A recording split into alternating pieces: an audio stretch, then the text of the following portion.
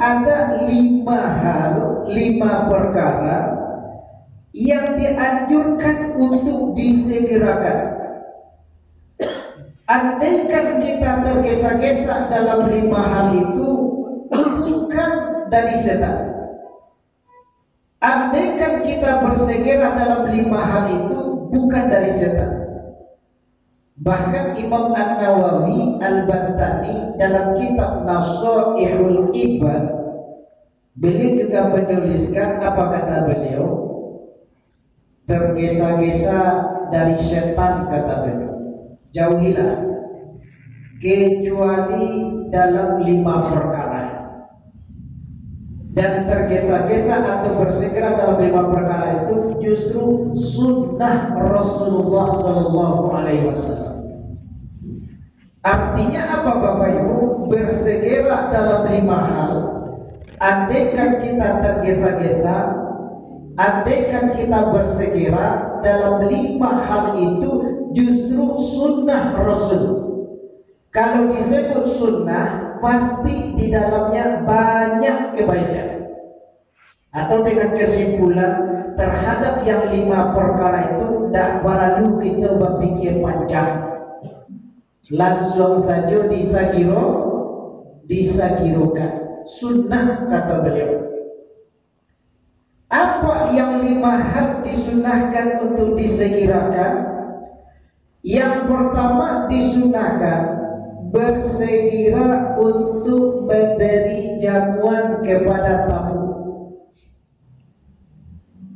Tamu artinya orang yang datang ke rumah atau ke tempat kita. Bersegeralah untuk memberi jamuan.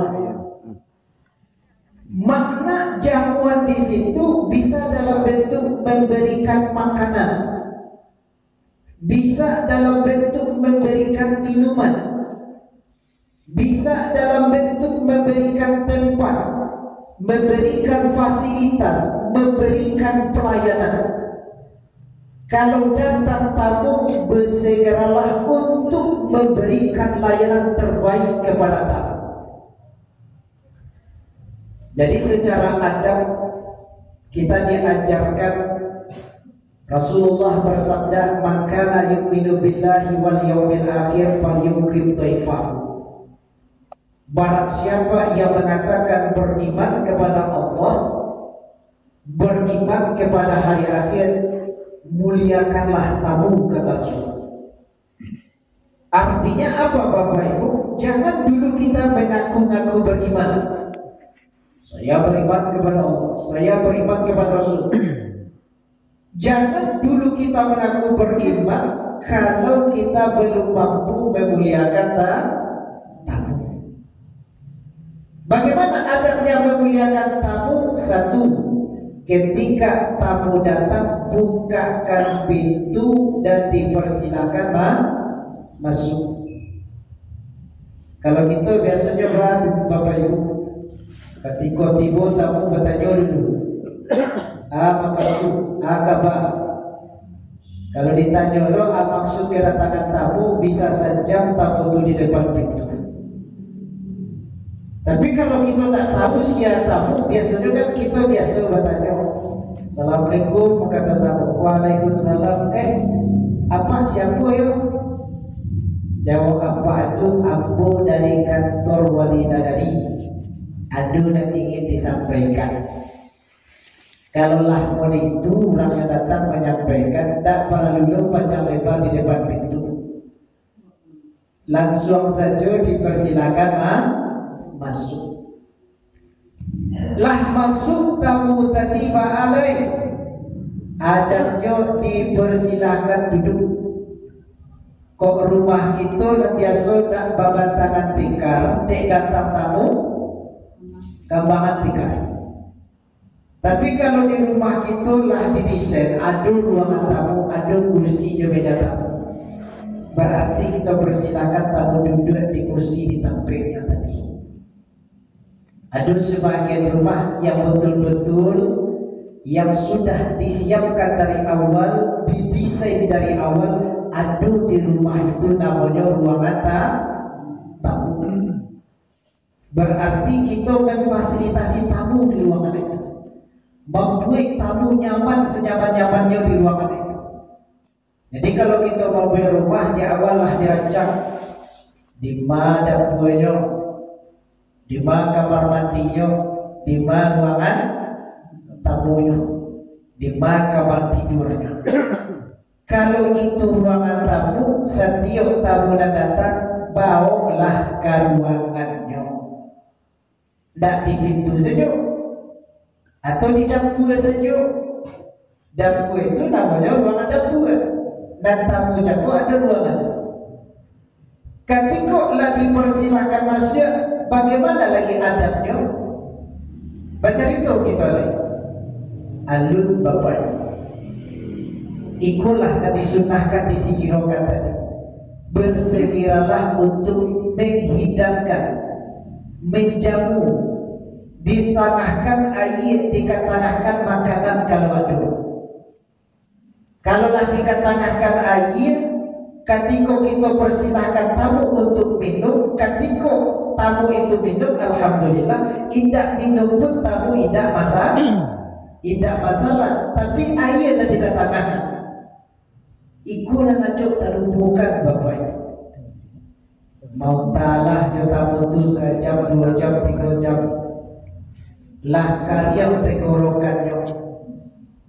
Rupanya adalah malam melintang tacaki tamu tadi.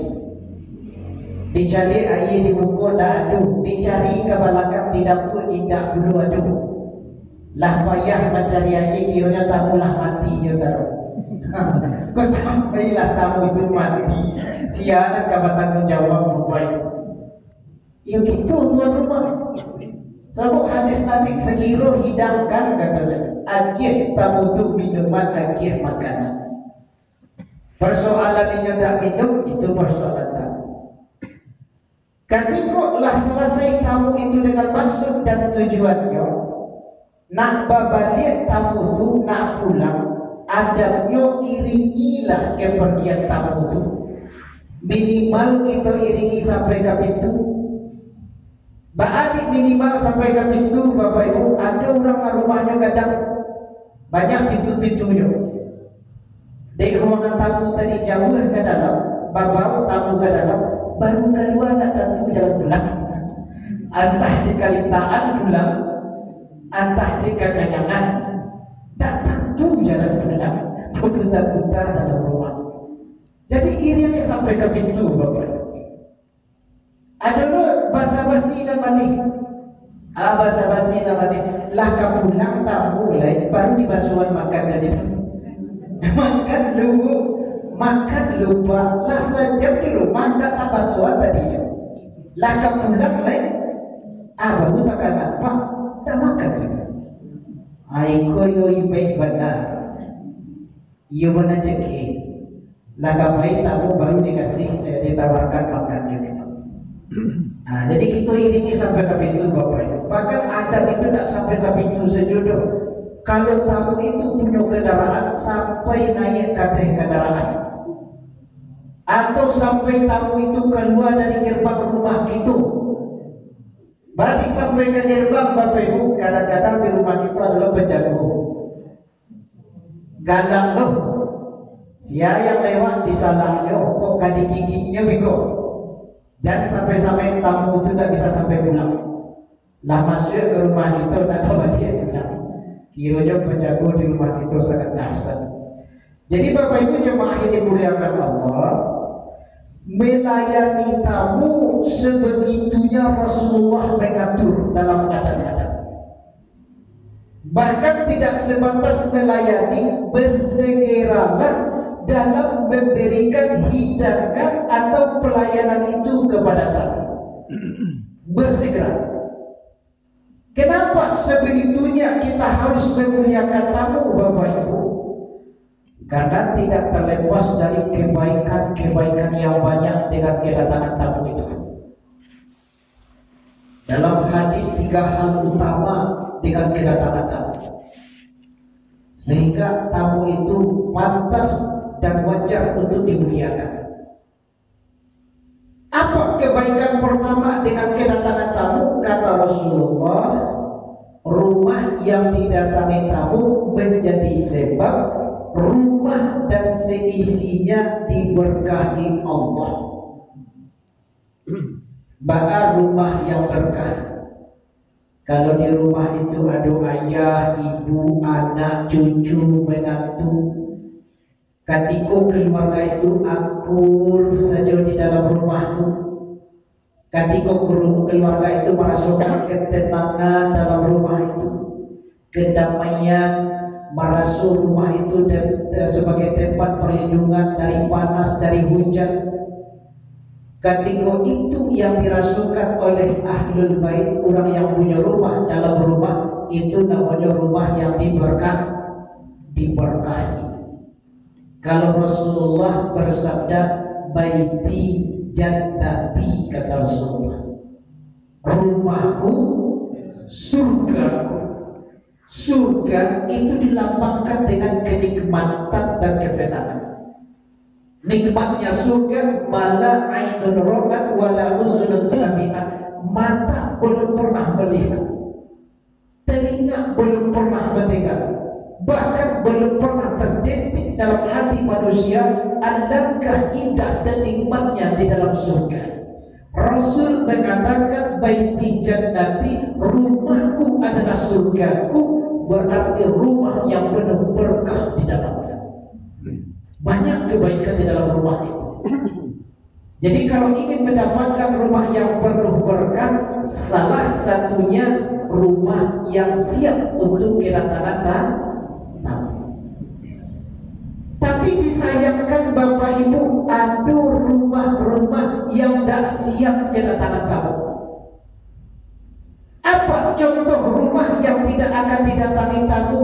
Ciri-cirinya tanpa tamu, rumah itu pagarnya tinggi-tinggi. Tinggi pagar rumahnya. Sudahlah pagar rumahnya tinggi, ada pula penjaga di sana. Penjaganya? Wawu. Wawu tak sembarang wawu dah ganas. Setiap orang lewat, disalahnya, dikajanya, ditakwi-takwiannya. Kira-kira kalau seperti itu gambaran rumah, lain mungkin orang akan lalu lalang masuk ke rumah itu. Tak mungkin. Takwi orang.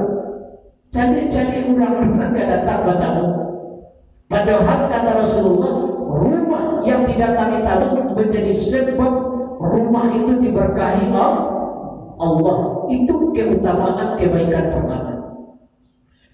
Yang kedua, dalam hadis Rasulullah juga menyatakan rumah yang didatangi tamu, kata Rasul, menjadi sebab isi rumah itu diampuni dosa-dosanya oleh Allah Subhanahu wa ta'ala. Itu kabar gembira atau tidak? Kalau berbicara tentang dosa, ini bukan hal kecil. Dan kita sebagai manusia semua pasti punya dosa. Berdasarkan hadis Tirmizi, Rasul bersabda, kullu bani Adam khata'un, kata Rasul. Setiap anak cucu Adam kita manusia pasti punya salah dan dosa. Selagi ada kita berdosa, itu menjadi beban dalam kehidupan kita. Di dunia terbebani, apalagi nanti di akhirat. Orang yang banyak dosa menjadi sebab kehidupannya dihina Allah.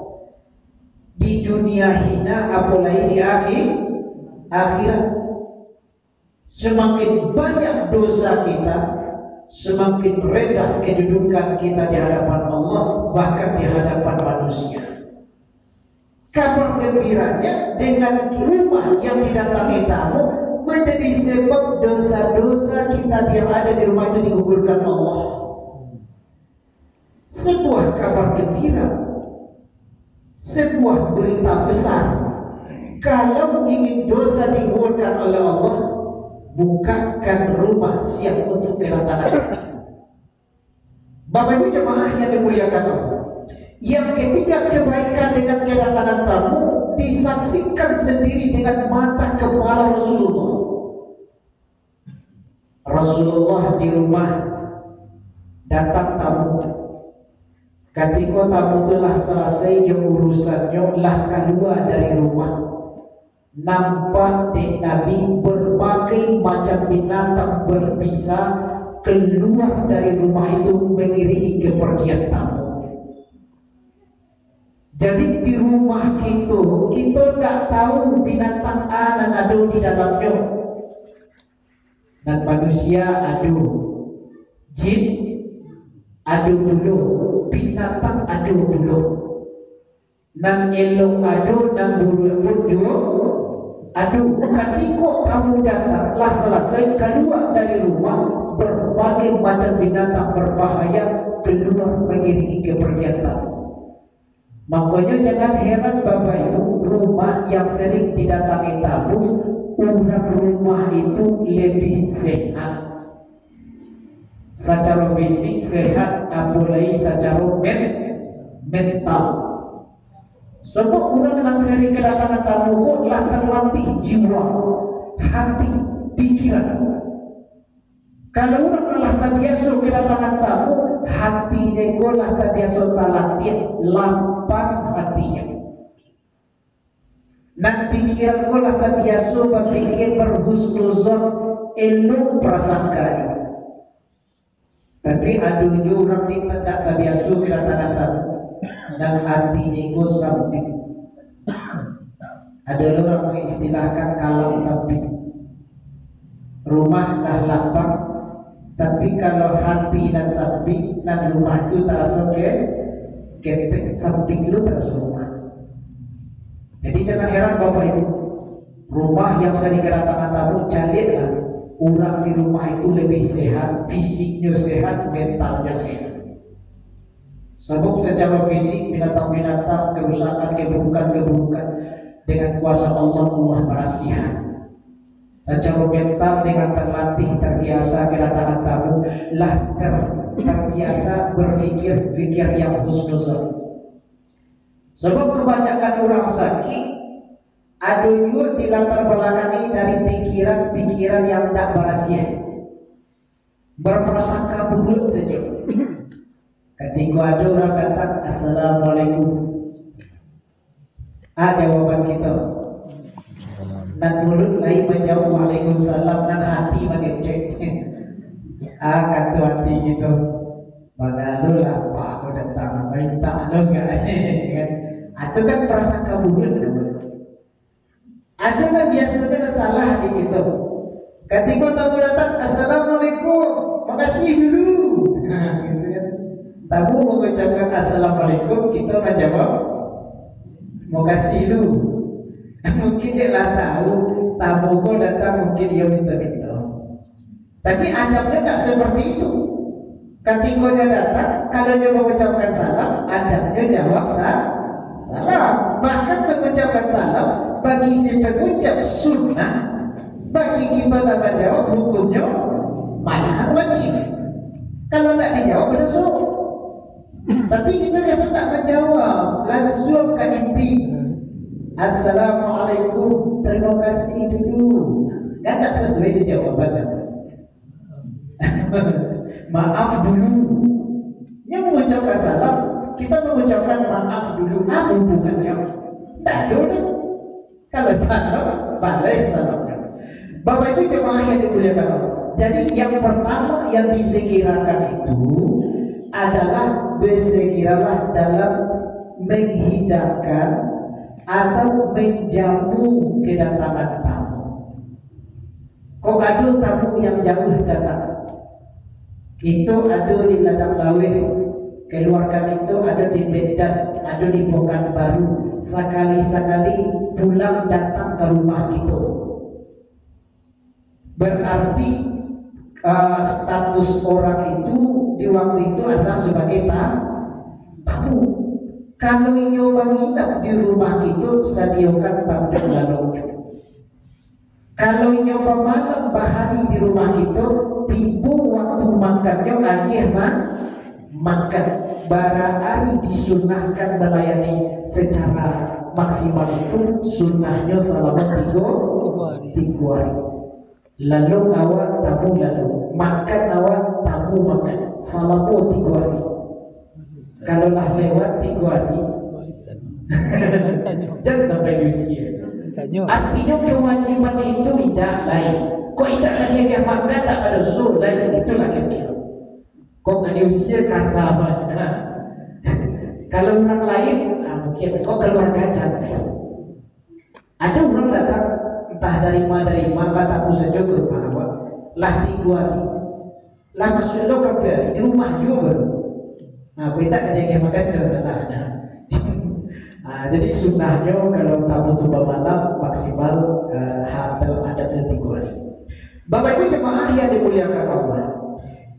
Yang kedua yang disegerakan sunnah, artinya di dalamnya banyak kebaikan bukan dari setan, yaitunya menikahkan anak perempuan yang sudah usia nikah dan datang jodohnya. Siapa yang dinikahkan Bapak Ibu? Anak perempuan yang usia nikah datang jodohnya. Ada tak ibu-ibu punya anak? Punya anak perempuan? Baik, dan cucu perempuan. Kalau usia ibu-ibu ini lah cucu tipunya. Lah ada tak anak orang laki-laki datang ke meminang anak perempuan itu? Lain lah orang. Lah sampai 10 orang. Tubaan dan 10 itu kami pulang saudara Ustaz. Rasulullah mengingatkan Bapak, apabila anak perempuan kita datang laki-laki baik, agamanya baik, akhlaknya baik, lalu bermaksud untuk menikahi anak perempuan kita dan tak ada alasan syar'i bagi kita untuk menolaknya, indah kita nikahkan, kata Nabi, akan datang fitnah. Datang fitnah. Dan fitnah itu banyak bentuk macamnya Bapak. Apa di antara bentuk fitnah? Ketika orang elok datang tidak dinikahkan, sesudah itu nan datang orang yang tidak elok lagi, bajingan, buronan, pecandu, tak ada beriman, tak ada soleh, tak ada sembahyang setialah. Padahal sebelumnya orang elok tidak datang. Sesudah itu tak datang orang elok lagi, orang yang tidak elok datang. Itu fitnah namanya. Bentuk pertama. Yang kedua, boleh jadi tidak ada orang datang lain. Tadilah 10 orang datang, batu lagi satu. Tidak ada dan diterima. Sesudah 10 itu, tidak ada yang datang. Status anak, ada orang yang mengatakan menjadi perawan tua sampai usia lepas. Ada yang tak menikah sampai lah usia nenek-nenek. Dikaji-kaji bukan kesalahan anak. Awalnya anakku lah sungguh, laki-laki lah datang, tapi rupanya dihalang-halangi oleh orang tua. Akhirnya anak itu berstatus tidak pernah nikah sampai usia tuanya seperti itu. Itu juga fitnah namanya Bapak. Ada lagi fitnah yang lebih parah. Rupanya anak perempuan awak itu lah pacaran ke laki-laki itu. Lah berapa tahun? 5 tahun. Dan 5 tahun pacaran. Itu artinya jodohnya lah datang. Kalau ini usia nikah, lah sampai 1 tahun 2 tahun pacaran nikahkan lagi Bapak itu. Kalau tidak datang fitnah, alam terjadi. Dulu baca daripada kabau, dulu sika daripada kabau, tak jadilah perbuatan zina. Zaman kini peluang zina banyak Bapak Ibu. Tahun yang lalu, beberapa tahun yang lalu lah dilakukan penelitian. Diteliti anak usia SMA. Penelitian itu berapa persen anak usia SMA yanglah melakukan hubungan suami istri. Dapatlah sekian persen. Lebih kadang lu naik persennya. Diteliti lu yang usia SMP, anak sekolah SMP, lah para orang yang melakukan hubungan suami istri, tapi lu sekian persen. Itu sampai SMA, apulai usia kuliah, apulai inyo tak ada aktivitas. Sekolah tidak, kuliah tidak, karajo tidak, itu rentan rawat. Apulai inyo bikolah pacaran, datang fitnah besar. Dan meskipun fitnah besar itu tidak datang, setidaknya orang akan memberikan penilaian negatif. Orang akan mengoceh, mengomel, mengata-ngatai anak si fulan, nah itu juga fitnah namanya. Tersebarlah prasangka, praduga, pikiran-pikiran negatif di tengah-tengah masyarakat, penilaian buruk di tengah masyarakat, itu pun juga fitnah. Jadi kenapa harus disegerakan untuk menikahkan anak perempuan yang sudah sampai usia nikah? Yang pertama, untuk menghindari fitnah. Yang kedua, untuk apa lagi? Bagi orang tua untuk melepaskan beban tanggung jawab. Yang anak perempuan, tanggung jawab orang tua sampai anak tua menikah. Tiku yang menjadi tugas utama, wajib orang tua. Kalau ahli juga menikah-nikah, tetap melekat tugas dan tigogo. Kalau tidak pada suruh anak tigogo dan pertama menafkahinya. Ustaz, anak ambo usia 50 Ustaz. Ahli menikah, nafkahnya tetap kewajiban orang tua. Beda kalau telah menikah, lah menikahnya pindahlah kewajiban mencari nafkah dari orang tua, pindah ke suaminya. Tapi kalau nak menikah-nikah, tetap kewajiban orang tua. Satu. Yang kedua, kewajiban orang tua untuk mendidik anak, majai, membimbing, menasihati. Kalau tak pahamnya jo agama, kewajiban malaikat juga orang tua. Kalau nyo lalai-lalai mengamalkan ajaran agama, mengingatkan, menasihati, melekat tetap kepada orang tua. Tapi kalau nyolah menikah, pindah ke suami. Yang ketiga, melindungi. Jadi selagi anak itu belum menikah, melindungi keamanan anak perempuan tadi melekat kepada orang tua. Tapi kalau sudah punya suami, pindah kewajiban tugas itu ke suami.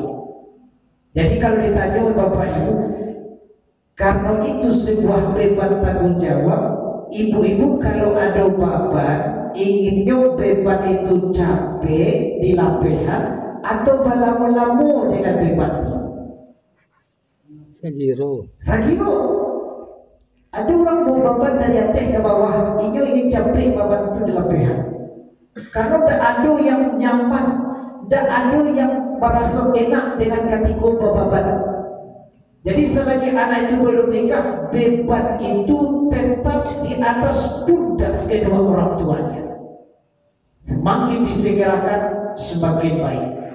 Kalau anak perempuan lah datang jodohnya, segerakan untuk menikahkannya. Ustaz, bahwa kalau jodohnya alun datang, itu tak ada baik gitu loh. Kita hanya berusaha. Banyak jalan usaha untuk mencarikan jodoh anak dan cucu. Tapi kalau tidak datang, itu di luar kuasa kita. Bapak Ibu, karena waktulah masuk, kita bacakan saja yang ketiga. Yang ketiga adalah bersegeralah dalam penyelenggaraan jenazah. Kalau ada orang meninggal, bahasa giru untuk diselenggarakan. Mulai memandikan, mengafatkan, mensolatkan, terakhir menguburkan. Apa alasan disegerakan? Kata Nabi, andaikan yang meninggal itu orang baik, orang soleh, kata Nabi, dengan kalian menyegerakannya, artinya kalian menyegerakan seseorang itu mendapatkan yang akan dijanjikan Allah dia dapatkan. Jadi kalau selesai dikuburkan, tujuan langkah orang yang menguburkan meninggalkan kuburan, mulai terjadi proses. Datang malaikat menanyakan marabbuka, manabika, madinuka, ma kita juga. Kalau tak jawab, mulai di situnya mendapatkan nikmat di alam barzakh. Semakin disegirakan, semakin capek nikmat itu mereka dapatkan. Lalu juga kata Nabi, andaikan dia itu orang jahat, orang yang tidak baik, pelaku dosa, pelaku maksiat, dengan kalian segerakan, kata Nabi, artinya kalian menyegerakan, melepaskan beban di atas pundak-pundak kalian. Jadi kalau penyelenggaraan jenazah hukumnya fardhu kifayah. Kalau tidak bisa diselenggarakan, seluruh umat Islam di sekitar itu berdosa. Selagi jenazah itu belum selesai diselenggarakan, yang beban itu masih ada di atas pundak kita. Yang kedua, untuk tidak menyebar lagi fitnah-fitnah. Jadi ketika penyelenggaraan jenazah disegerakan, kata Nabi. Yang keempat, disegerakan pembayaran hutang apabila sudah jatuh tempo. Hutang bukan masalah sepele, tidak selesai di dunia, akan diselesaikan di akhirat. Nabi sendiri di waktu di dunia tidak mau menyolatkan seseorang sahabat lantaran sahabat itu masih punya hutang 2 dinar. Kadis bayangkan lain patahnya Nabi, mungkin sahabat kalian kau punya hutang, kata Nabi. Menjawab makmum sahabat, iya Rasul, sahabat itu punya hutang 2 dinar. Kalau begitu, kata Nabi, bayangkanlah dek kalian. Nah, jadi tidak mau Nabi menyolatkan orang yang mati dalam keadaan berhutang. Segerakan pembayar hutang kalau sudah jatuh tempo. Yang terbagus itu berhutang janji tanggal 5 balik, bayi tanggal 8 balik, itu yang terbaik. Tapi dek kita berhutang tanggal 8 balik, bayi tanggal 5 balik. Aduh lo telat seminggu, berhutang seminggu menjadi sebulan. Utang awal sepakatnya sebulan menjadi setahun. Itu orang itu nanti tak akan dipercayai lagi, tak akan lagi hutang sesudah. Bapak Ibu, yang terakhir kata Rasulullah, apa yang disegerakan? Yang pertama tadi Bu, segerakan untuk memberi jamuan kepada tamu. Yang kedua, segerakan nikahkan anak perempuan yang sudah usia nikah apabila datang jodoh. Yang ketiga, segerakan penyelenggaraan jenazah. Yang keempat, segerakan pembayaran hutang. Yang kelima, apabila bersalah atau berdosa, segerakan bertaubat. Ajar tak tahu gitu. Antara sampai hidup itu subuh besok tidak. Kalau ada kesalahan dan dosa, wasari'u ila maghfiratin min rabbikum. Bersegeralah mencari keampunan Allah. Kalau dosa kepada Allah sangat mudah. Bagaimana caranya? Segerakan untuk baca istighfar. Astaghfirullahaladzim. Tapi kalau salah kepada manusia, caranya bersegeralah untuk minta kemaafan. Bapak Ibu jemaah yang dimuliakan Allah, mudah-mudahan yang 5 hal tadi dapat kita segerakan, karena itu adalah sunnah Rasulullah. Artinya semakin disegerakan semakin baik adanya. Barangkali waktu saya sudah masuk Bapak Ibu, terlebih dan terkurang diperbanyak maaf. Akhirnya billahi fisabilillah,